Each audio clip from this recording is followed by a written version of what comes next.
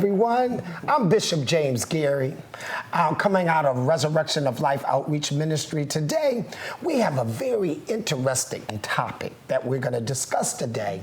And I have with me my beautiful wife, Stephanie Gary, Evangelist Stephanie Gary, and we're going to talk about something very interesting today. We're dealing with the tabernacle itself and the symbol of God's dwelling amongst his people and of man's need to approach God exactly as God has dedicated it to be.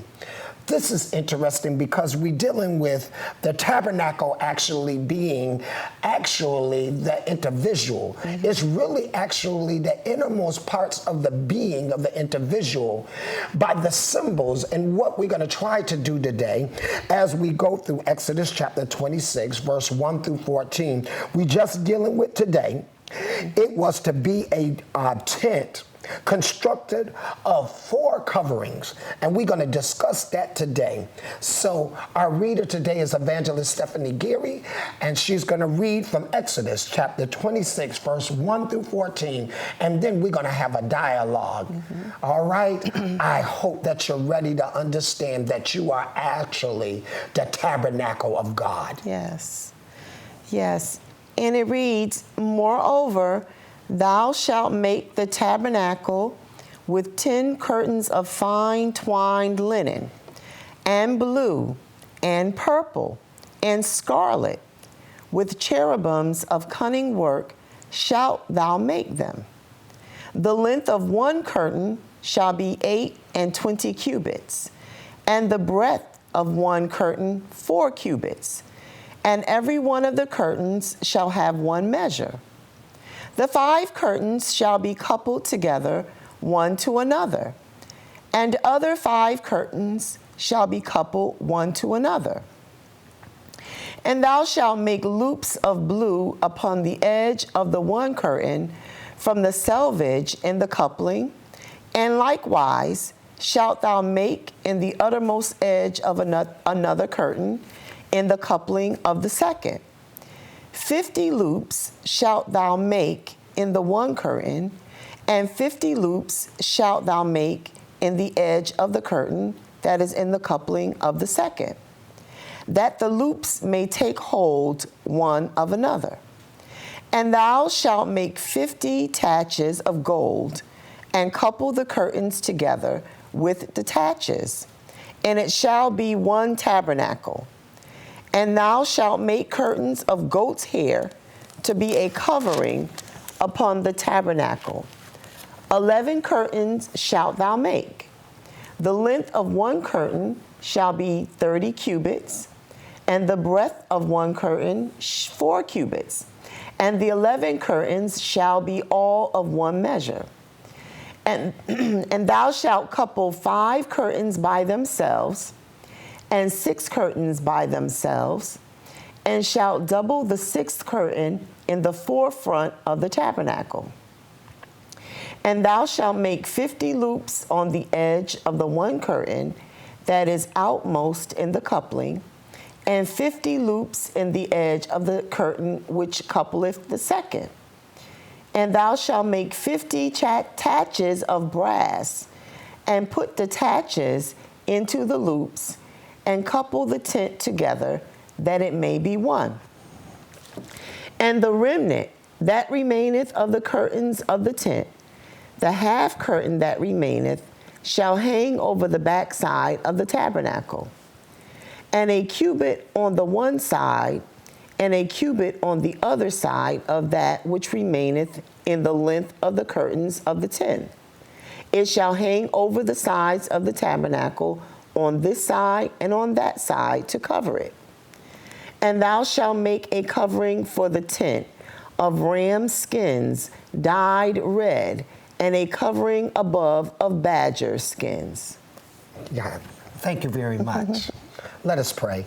Gracious and Heavenly Father, God, we thank you for this opportunity to share with the people that are listening and watching this station today. Yes, Lord. God, that you bless them in such a magnificent way, but bring understanding and clarity to their knowledge and their desire to know more about you, God. Yes, Father. Let them see themselves as being the tabernacle Yes, Father. that you so muchly want to dwell in them personally. In Jesus' name we pray. Amen. Amen. Now, when we look at this is a very interesting portion of Scripture, but also it shares and sets a light on what God actually sees us and view us as. Note that the multitude of the following statements. Now, there is a lot of things connected with this portion of Scripture that helps to bring us to a greater clarity of what God is trying to share with us. The great creator of the universe, the sovereign Lord and the majesty of all, wants to dwell amongst his people. God wants to dwell in a world. Now, this is very interesting. I know that we talk about the kingdom of God and we talk about the kingdom of heaven, but what happened if I told you this is God's kingdom here too? This is the physical kingdom in which God has sown his people into. That's where we have been sown into the earth. This is his vineyard. But also in the vineyard of the earth of God is also the devil that has made it desolate, made it hard to live in, made it hard to achieve the goals that God always intended for us to achieve. Yes. But because he has sown us here, he is going to provide whatever it needs for us to be here so we can be able to understand him a little bit better. There are 4 things at this junction that I would like to share with you to help you better understand what Evangelist Stephanie Gary and Bishop James Gary is trying to relate to the people that are listening today. First of all, we want to tell you we love you. And because we love you, we want to share what we have come to find out in our personal study that helps you to better understand you as a person, but also as a part of the kingdom of God for those that have accepted Christ as their Lord and Savior. These 4 things that will help you to better understand yourself as a person. Where many people ignore and scorn him, where many people curse and deny him, where many people have allowed evil to run rampant in their lives. And the 4th, where people have even killed his son, his one and only son, the Lord Jesus Christ. There is the picture revealed in the tabernacle. God wants to live amongst the people. The tabernacle shows us that God has taken steps to give man a personal relationship with, oh my God, with himself. Now, this is interesting, dear loved ones. Do you know that God is seeking to have a personal relationship with you? And having the tabernacle built, this is interesting, dear loved ones. By him having the tabernacle built was saying that he is going to build in us the tabernacle. Wait a minute, what do you mean, Bishop? God was declaring that he wants to live and establish a permanent and eternal relationship with man. But it is impossible to note this. Wait a minute, what do you mean by this? There are 3 things that bring this to fruition. The first thing is this: God was not cheapening himself by coming to dwell amongst his people. Yes. Second, God was not demeaning or causing his Holy Spirit character to be associated with sinful man. No, it's more to it than that. And the third thing that I would like to bring to your attention, that God was not compromising his greatness by coming down to live with people. This is interesting. Now, when we look at this, First Lady, this is an interesting point, that the truth is this: by coming to earth to live with people, God was revealing his great compassion and love for people. In fact, God was teaching his people 2 basic truths through the tabernacle. Yes. And this is where, First Lady, I would like to ask you a question. Okay. Can you see the compassion of God sharing it amongst his people in the way he is preparing this tabernacle? I can see that, Bishop, and it's interesting because, although this this portion of scripture is dealing with the what God outlined the tabernacle should be constructed by, it made me think about we are a sort of tabernacle. Yes. And so God, just like his presence dwelt in the tabernacle, he is really calling for us to just allow him to dwell in us, because he separated us, he sanctified us, and he established us so he could dwell and be amongst his people. So no longer, this was appropriate always because it's the word of God, but he has made us a symbolic of a tabernacle. Yes, that's awesome how you put that. Can I share another thing with you dealing with the two basic truths through the tabernacle? Mm-hmm. The first thing I would like to share to those that are here today, that are listening, is this. God loves his people and wants to be with them, wants to dwell and live amongst them. The second thing that I would like to bring to your attention is this, that God had to be approached by his people in the right way, exactly how God had dedicated it and had put it together to be. So this shows another thing, that he is showing the approach that he wants us to approach him by, so we can get all the great things that come from being a tabernacle, that have him dwelling in us richly. Yes. Would you like to expound on that, First Lady, a little bit? Can you just imagine him taking what we see as symbols and things that he had created, and especially had instituted a design that man had made by their hands, but it would eventually be the making of his spirit that would dwell inside of man. Could you just share a little bit of that? And well, again, I always, and I'm no theologian, but I believe that God really gives us elements so that we can have something to identify it with. And so I love the fact that, he did this so that the people would have a place to gather, to come to him and be able to come to him and worship him.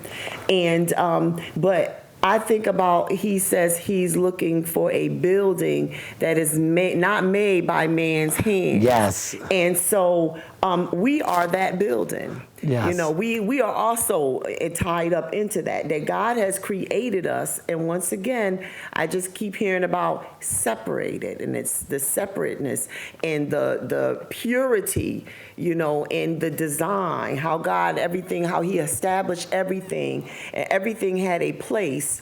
And everything in the tabernacle has a purpose, and God is specific. God is He's a detailed God. It's important to take notice of all the detail that God has put in it. And like us, he's detailed us. We're very detailed. Yes. And so only God could create man. Only God could put us together. Amen. Amen. Now that makes so much sense, dear listeners here, that we can share on this. Can you see that the tabernacle that was being constructed was being by law? So it was the physical place. It was a physical being that was going to enter where eventually be when Jesus came, and after he had died on the cross and be raptured up, it would be a spiritual place that would dwell inside of man. So you can see how he brought the natural part, the law, together with the freedom and the grace and the mercy that came through the Spirit of God that dwelled richly in you. Now, there is something about this master plan to dwell within people was revealing to Moses in this chapter. The design of the tabernacle was a plan of great beauty and craftsmanship. The tabernacle would soon become the most portable place of worship in the world. designed by God himself. Now, that makes so much sense. Can you see the natural and the spiritual come into fruition? Wow. When he made it portable, he actually made it, brought it into a human state. So what he made it is, it was going to eventually be portable in you, that eventually you was going to be the movable, portable worship of the tabernacle of God, where he could dwell richly in you. Yes. Are you getting this? How he brought the natural thing. So you had to understand the word of God, so you could understand the spirit of the word of God. When you had accepted Christ as your Lord and Savior, first you had to have somebody to talk to you. You had to hear the word preached. And then when you heard the word preached, you could feel the pull or the tug of the Holy Spirit drawing you to him, because he said no one could come unto the Father unless they are drawn by him. So that means that there was the conviction of the Holy Spirit that convicted man to let him know that where he is and where he lies at right now, he is not in the condition to meet God. So he needs to be in a place where he can meet God, but the only way he can meet God is in Christ Jesus. And so this is the important part that I would like to share with you as we go and look at this a little bit closer, is seeing to understand the tabernacle. See, in the natural, by us understanding the tabernacle in the natural, it helps us to better understand the spiritual tabernacle, which is being built within us. Now, when we look at this very closely, we must do exactly as the word of God has said. Now, looking closely at this point in this juncture of the portion of scripture that helps us to better understand what God is trying to relate to us, he's letting you know that natural tabernacle that you saw being crafted by God, because he gave them the instructions. He gave them the wood to use. He gave them the measurement of what they would weigh and what they would be and what gold and silver and all those things that were given, because he has a way in which he's going to build the tabernacle in you. You cannot build the tabernacle.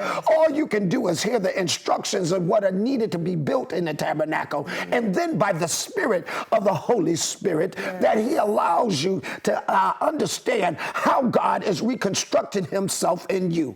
Now, this is interesting. Now, when we look closely at this, the tabernacle itself is the subject of this most important passage of scripture here. This is the tabernacle itself, the symbol of God's dwelling amongst his people and of man's need to approach God exactly as God had dedicated. Now, this is something very interesting in Exodus chapter 26, verse 1 through 37. So in your private time, I hope that you will read the rest of the portion of scripture. But because the time is limited, we only can stay between Exodus chapter 26, verse 1 through 14, in the hope of that we can get to the end of it. We thank you for your support. Let us go on in. Have a cup of coffee or a cup of tea or a Danish. Sit on down and let's see if we can find out about this old tabernacle. Now, when we look at this is interesting. It's dealing with the approach. Exactly what God had designed. So there are other things that I would like to have as a support and method here. The first thing that I would like to bring to your attention is this. It was to be a tent constructed of 4 coverings in verses 1 through 14 in Exodus chapter 26. Now, this is something very interesting. You understand that he said that it was supposed to be a tent. So it wasn't never to be stationary in one place. So it was always to be movable. So he always intended for it to move in you.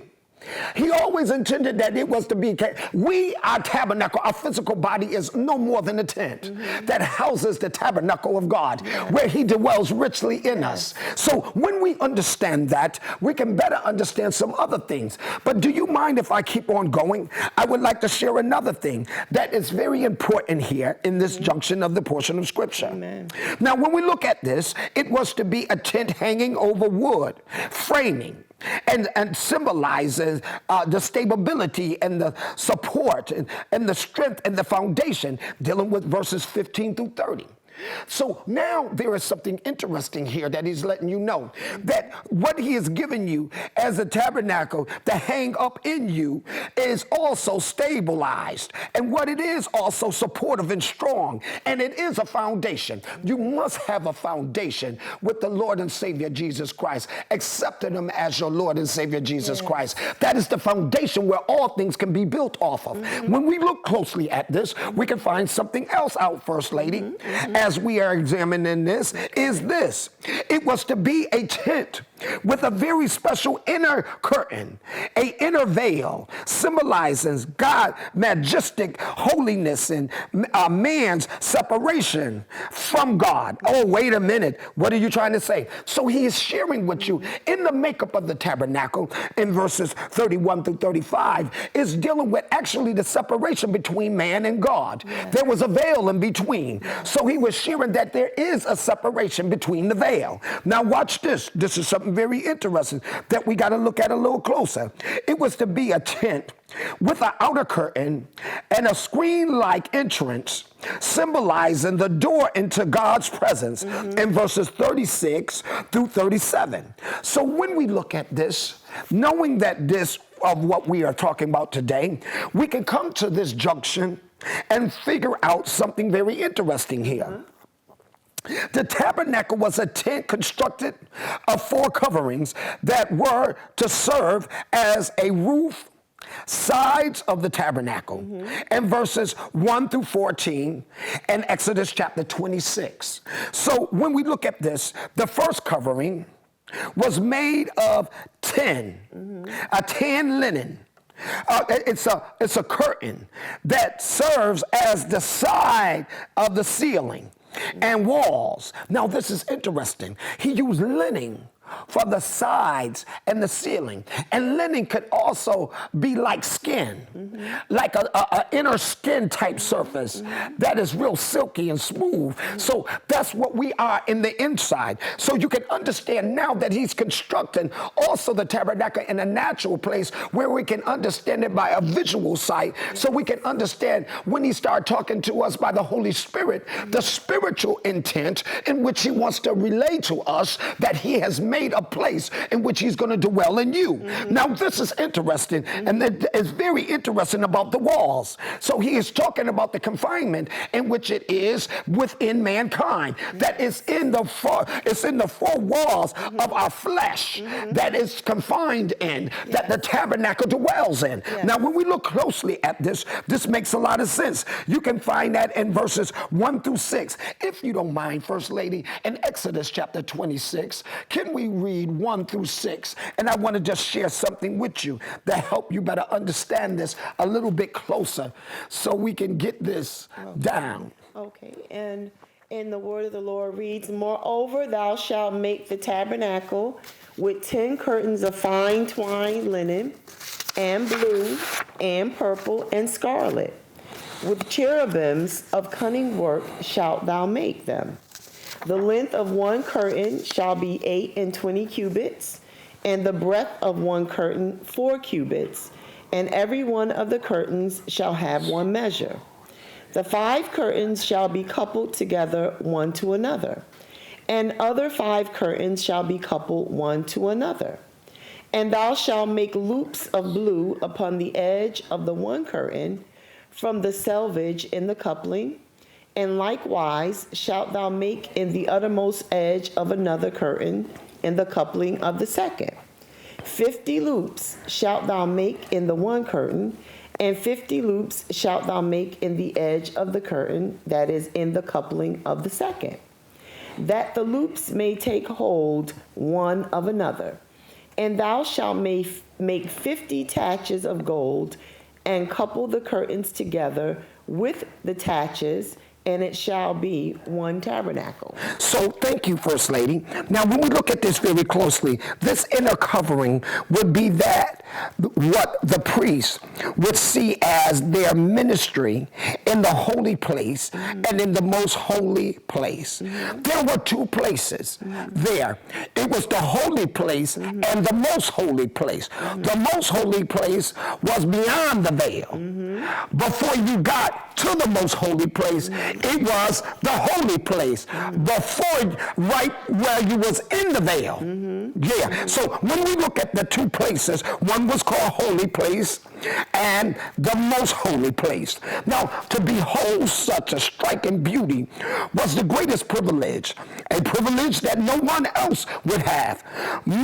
Each trip inside of the tabernacle was an experience beyond description. It was a trip into the presence of God, of Abraham and Isaac and Jacob, into the presence of the Lord God himself, Jehovah Yahweh. So there is something interesting here. So when the priest went in, the priest would see the magnificence of the way it was built and the way it was made, with the different colors and with the different material that was put together. And it would always give you an awe when you would enter into that, when they would go and minister. Can I go to you now? Every time you go within yourself and you minister to God within inside of yourself, when you thank him for the things he have done for you, when you keep on allowing him to work on you and you start praising him and glorifying his name within inside of you, only the echoing out of your mouth comes the outer side of it. So while you are in the holy of holy places, which is in the inside, you echoing out of the holy place on the outside of the veil, then you can understand that God is dealing with you. That's when the verbalization that comes out on the outside here, we can say it like that, that's the outer curtain of the veil. So when we look at this as a person that is looking to go after God, the curtains symbolize purity and righteousness. The priest who entered into the tabernacle never lost sight of God's character. Now, as they looked up and studied the curtains, he saw the blue and the purple and the scarlet yarn and all the twisting of the fabric together to make the linen. He knew that the colors meant that the blue represented the heavenly nature of God, the purple is his kindly nature, and the scarlet is his humility in receiving and accepting man through sacrifice. Now, this is interesting. This is interesting, that the priest was bound to be caught up in the worship of God and all that God is. Moreover, as he worshiped God, the priest knew that his feeble act of worship was forced upon the one who was perfectly pure and absolutely righteous. Wait a minute, what are you saying? As the priest gazed about the holy place, the light from the lampstand illuminated the beauty of the linen and the walls and the ceiling and the table and the altar and the incense and the lampstand itself.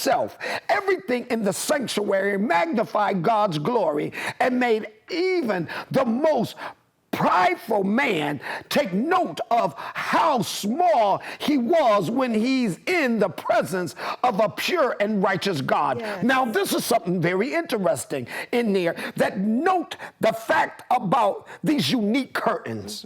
We got to look at the design of the cherubims was embroidered on each curtain in verse 1 with a background color of blue and purple and scarlet. The curtains was without doubt breathtaking. So we looking at this, and the curtains embroidered with the cherubims, and what he's letting you know that we know that we all have at least one angel.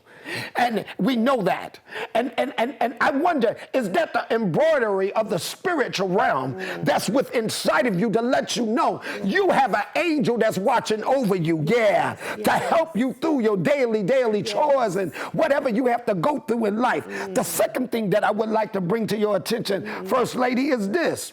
The size of each curtain was to be about 42 feet long by 6 feet wide. In verse 2, 2 groups of 5 curtains curtains, each were to be stretched together to make, they're supposed to be stretched together, but also they're supposed to be stitched together to make two sets of long curtains in verse 3. So also the third thing that I would like to bring to your attention is this, that the loops and the clips to join and fasten the curtains together were to be made of blue material and along the edges. Oh my God. They're supposed to be sewn along the edges in verse 4. A total of 50 loops were to be sewn on each curtain. Now wait a minute, sewn on each curtain. In verse 5, and the curtains were fastened together by making 5 golden clips that were inserted through the connecting loops. This made the tabernacle a single tent in verse 6. So that, oh, did you catch that? Did you get, I hope you got that, that God is only one. He made it single, even though the curtains were separated, he joined them together. Yes. And they were so joined together that you could not find the seam. Yes. Are you getting this? That when he joins himself with you, nobody can say when you ended and where he began, because you interwoven with him. Okay, yeah. First Lady, would you like to elaborate on being interwoven with God? Well, right now, Bishop, I'm just trying to absorb just what you said, so please continue. All right. When we look at this very closely, because this is a very interesting thought that comes to mind here. Now, when we think of this, Jesus Christ fulfills the symbolism of these inner curtains by being the perfect embodiment of purity and righteousness. So Jesus was the symbol, or he symbolized the inner curtains by being the perfect embodiment of a perfect and righteousness. Wait a minute, what are you saying? Jesus Christ is the righteousness of believers, just as the fine linen is a symbol of righteousness. Is that interesting? So if we go, if you don't mind, let us go on to Romans chapter, let's go to Revelations chapter 19 verse 8, because I can feel that we need to look at that for a moment. And why First Lady is getting to that portion of scripture, I want to share this with you. God has crafted a tabernacle that's movable, fit to move in you. Yes. That's why he gave us a natural, to be able to see the natural tabernacle, so we can better understand the spiritual tabernacle that rests and reside in you. First Lady, can you help us with Revelations chapter 19, verse 8? Yes, and it reads, and to her was granted that she should be arrayed in fine linen, clean and white. For the fine linen is the righteousness of saints. Can I say this and I help you to understand? We are the bride of Christ. And so she was arranged in us. See, we look at it as like the singular, and we separated from each other. But what happened if I told you that the body of Christ is one person? Yes. And that we are all the bride of Christ. We are one bride for one Christ. Yes. Hey, isn't that a very interesting thing? And the knitting and the sewing of the curtains is sharing with the multi people that are sewn together to make this one bride, the material that's needed for the one bride, the worship that is needed for the one bride to worship their Lord and Savior. Isn't that the most marvelous thing that we can ever understand? But can we also go to 1 Corinthians chapter 1, verse 30 for a moment? I would like to share that with you today. 1 Corinthians chapter 1. Verse 30. And as 30. First Lady is going to that, we got to understand how to be a bride. I know men out there, you're struggling with that. What are you doing? No, hear me, dear loved ones. Hear me.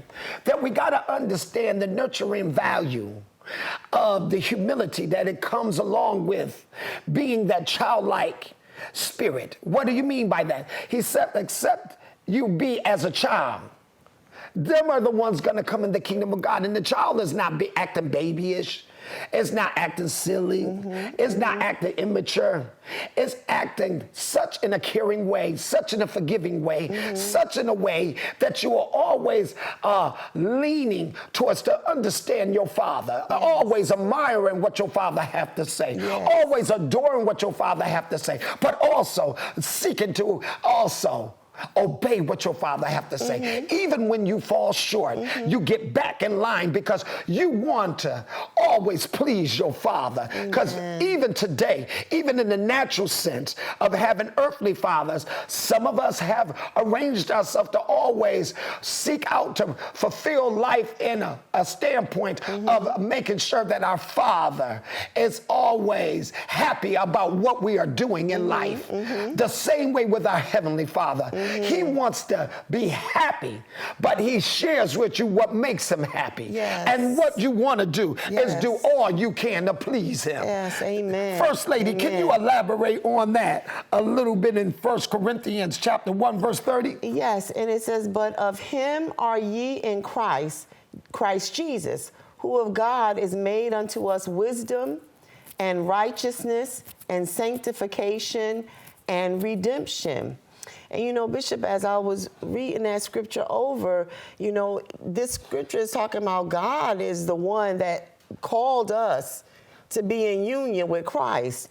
And he called us to be in union with Christ through those very things, through wisdom, through righteousness, through sanctification, through redemption. And it's the fact that it is our faith in Christ which justifies us. Yes. It's our faith and belief and trust in him what declares us righteous. Yes. It's nothing that we can do. It's nothing that we can earn. It's nothing we can work hard for. It's just believe that God has given Christ to us to sanctify us. Yes. That's awesome. That is awesome. First Lady, at this standpoint, can you share and elaborate, because you was my bride, what do a bride feel like? I mean, a bride, when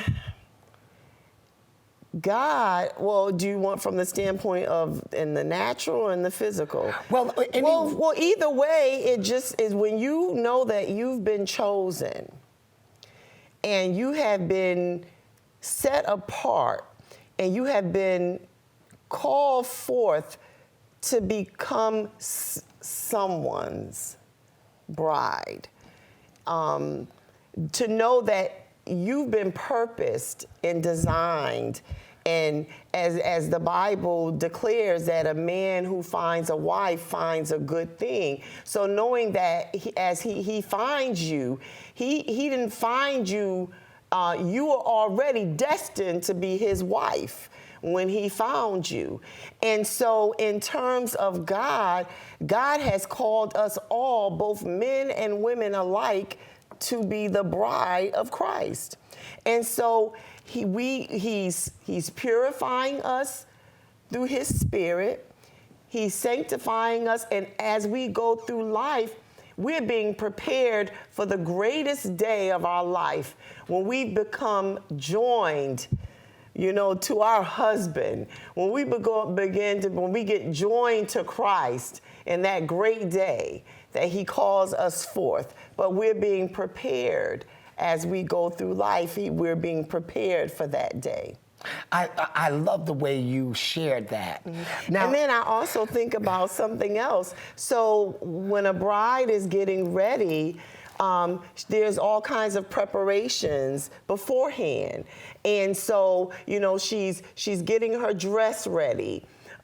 She's taking care of things like taking care of her skin and, making sure that on that day she looks her best. She's giving herself to her husband to be. So we should be just like that. We should be preparing ourselves. We should be excited. We don't know the day when he's going to return, but we ought to be prepared. We shouldn't be caught off guard. We shouldn't be caught without oil in our lamps, right? We should be knowing that I know he's coming. I know he's coming. So I'm preparing myself. I'm making sure that I'm adorning myself with his spirit, that I'm adorning myself with his righteousness, that I'm being cleansed from the inside out by the Holy Spirit. And so that's what a bride, that's what we're waiting for, that great day when he comes to retrieve his bride. Amen. Yes.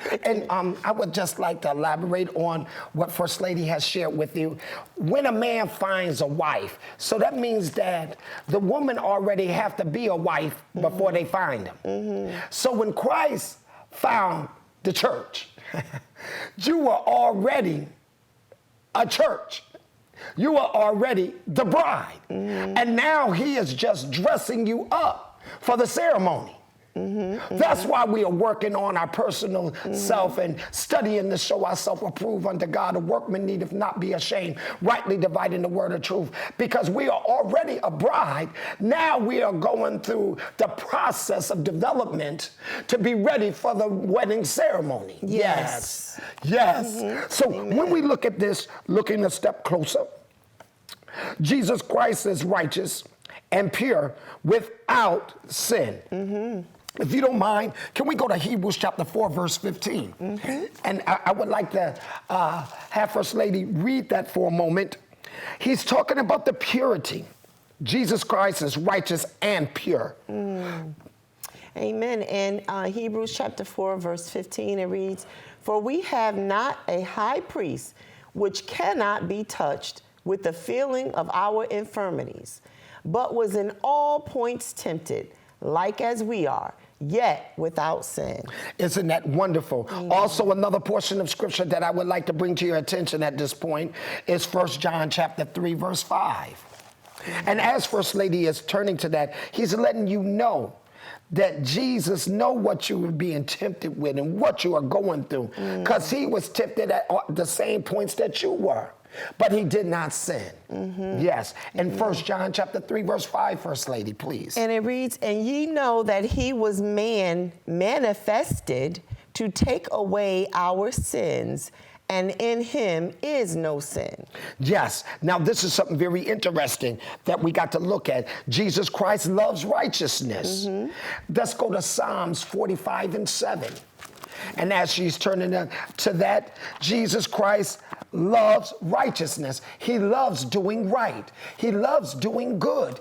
That we need to always be reminded that God let us know the thoughts that he think of us, and they are good and not evil. So we got to always be reminded, even on our worst day, even on a day that we didn't seem like we achieved the goal that we wanted to achieve in our personal behavior. We might have had a malfunction there. It might have been due to being overwhelmed. It might have been due to other kinds of circumstances, or it could have just been that I just didn't feel like. Had you ever had a time in your life that you did not want to be good? I know you've been saved a long time. There are times where you would just like to give somebody a piece of your mind. But you understand by experience that when you give a person a piece of your mind, you lose your peace of mind. And so you don't empower people to have power over you when you lose your cool. So remember this, that God is madly in love with you.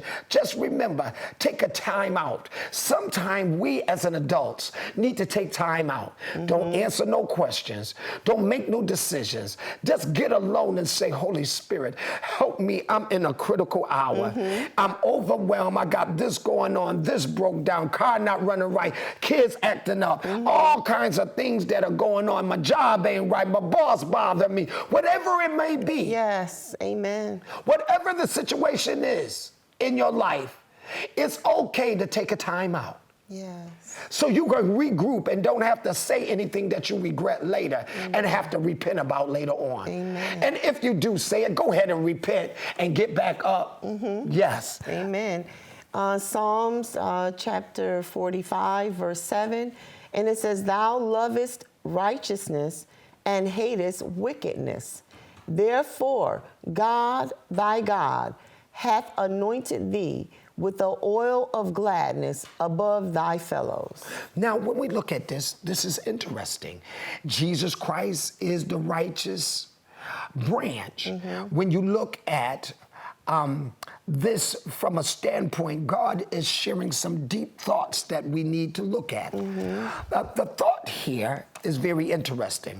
Whatever a believer enters into the presence of God, he is to focus upon two facts. And these are the two facts that we would like to bring to your attention. Now, the first fact is this, that the fact that God is pure and righteous. That's Psalms 97, verse 2. According to thy name, O God, so is thy praise unto the ends of the earth.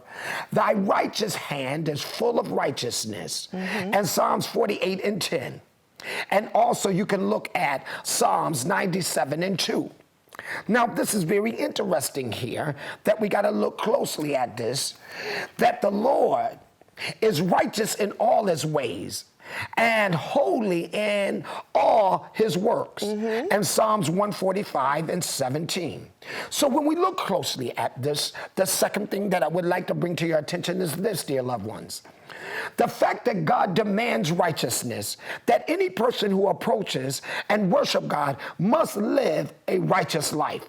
This is very interesting. For I say unto you, that except your righteousness shall exceed the righteousness of the scribes and Pharisees, ye shall in no case enter into the kingdom of heaven. In Matthew chapter 5, verse 20. Awake to righteousness and sin not, for some have not the knowledge of God. I spoke these to your shame. In 1 Corinthians chapter 15, verse 34. Now here, this is a very interesting portion of scripture that we are looking at, where the second covering was made of goat's hair. Now this is interesting. This covering symbolizes the need for the sin offering and for the cleansing. In verses 7 through 13 in Exodus chapter 26. It is significant that this outer curtain of goat hair was laid on top of the inner curtain. If the inner curtain is symbolic of purity and righteousness, then the place of the goat's hair is most appropriate. It clearly pictures that a person's sin must be forgiven before it can approach the righteousness of God. Now the picture is this: as God gave Moses the pattern for the tabernacle, it is important to note the sequence from the inside out. Remember, it's from the spirit to the outside, to the natural. It's always from within to the outer side. So even in the sequence from the inner to the out, is shared with the building of the tabernacle, that shows that the spirit comes from within and comes out of you. So when we look at this, there are two things that I would like to bring to your attention. The first thing is this: the first covering of linen speaks of purity and righteousness. The second cover of goat skin speaks of the need for a sin offering and a cleansing in order to approach the righteousness of God. So now looking at this, there is a right and wrong way to approach God. And he's sharing that in this portion of scripture. So now when we look closely at this, most likely the goat skin covering was black in color.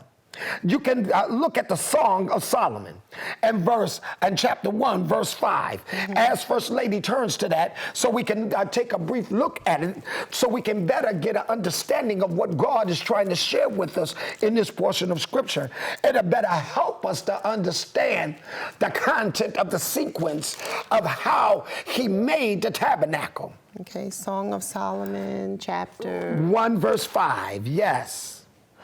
I am black but comely, O ye daughters of Jerusalem, as the tents of Kedar, as the curtains of Solomon. So when we look at this, he's sharing some very good insight here. And as we want you to better understand that the tabernacle was made for you. It was made for you. This covering of the goat's hair was coarse to the touch. Yes. So it was sharing something by it being coarse to the touch. Unlike the soft fine linen of the inner curtains, the contrast with the beautiful blue and purple and scarlet curtains that was embroidered with the cherubims, the curtains of goat hair were not very appealing to view. Sin is never a pretty picture. This is very interesting here. Both the curtains of the goat hair spoke and spake of the sacrifice, the fact that God forgives our sins through the blood of the sacrifice. Yes. So can you understand how God is relaying to us about why it's so important? The coarse hair was representing the sin and how it's not beautiful to look at. When we do something that we don't supposed to do, we can always find that it's not beautiful to do that. We never want God to be disappointed with the decisions we make. But sometimes we make the disappointing decisions to God. And what he wants you to notice that I love you. I love you enough to share with you to repent and turn from the ways of disappointment. Turn from the ways of things that don't make you feel good, that make you feel guilty. Remember that the word of God in itself, the Holy Spirit is the one that convicts man that the thing that they're doing is not right. It's not the person that you are doing it with. It's the action who you're doing it against. And you are doing against God because God, by you have accepted him by the pulling and the tugging that he had drawn you that day, and you accepted his son as your Lord and Savior. Then he asks more of you than you used to give to him by not knowing him. Well, isn't that something awesome? That is. Yes. Did you have anything you want to elaborate? No, Bishop. Not at all. Not at all. I'm just soaking it all in right now. And so, when we look at this, dear loved ones, as we are closing, we got to always be reminded that if God be for you, who can be against you? Yes. Remember that. Let us pray. Gracious and Heavenly Father, God, we thank you for the opportunity that you have given us today to be able to sit before you and be able to share the word of God. Bless the people of God. And no other name but Jesus' name we pray. Amen. We love you. We thank you for supporting this work that we have been given by God. And we hope that you will continue to support this work. A Nutmeg station.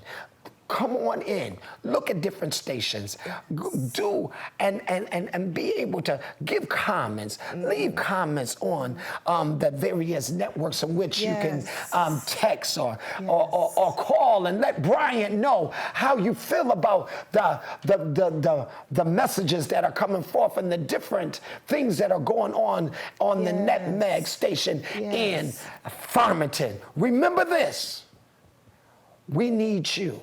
Amen. We need you to tell us what we need to serve you. Amen. Remember, give us a line, drop in, tell Brian what you think so we can better serve you as a people. Remember this, if God be for you, who can be against you? Yes. Goodbye. See you soon. Yes. God bless. God bless.